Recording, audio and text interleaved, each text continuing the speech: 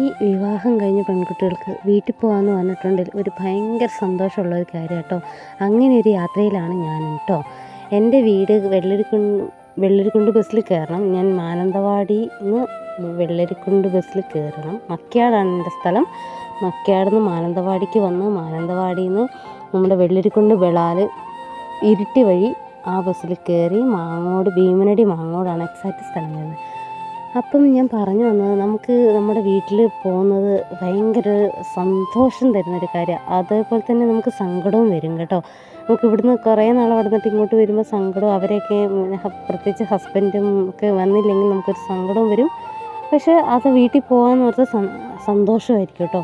പക്ഷെ നമ്മൾ തിരിച്ച് പോകുമ്പോഴും നമുക്ക് അതേപോലത്തെ ഫീൽ, ഇവിടുന്ന് അങ്ങ് വിട്ടു പോകാൻ ഭയങ്കരമായിട്ട് വിഷമം വരും കേട്ടോ.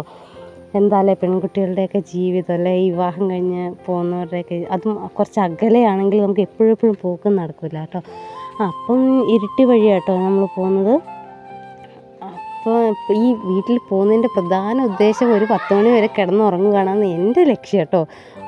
നേരത്തെ ഒന്നും എഴുന്നേൽക്കേ ചെയ്യരുത്. ഒരു 10 മണി വരെ കിടക്കണം. അവിടെ നമ്മളോട് എഴുന്നേറ്റ് നിന്ന് ചെയ്യണോ നിർബന്ധമൊന്നുമില്ലല്ലോ.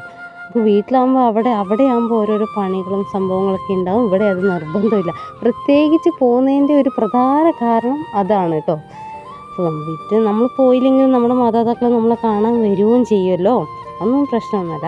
അപ്പം അങ്ങനെ ഒരു യാത്രയിലാട്ടോ ഞാനും. അപ്പം നിങ്ങൾ കണ്ടു നോക്കട്ടോ എൻ്റെ നാടും എൻ്റെ സ്ഥലമൊക്കെ.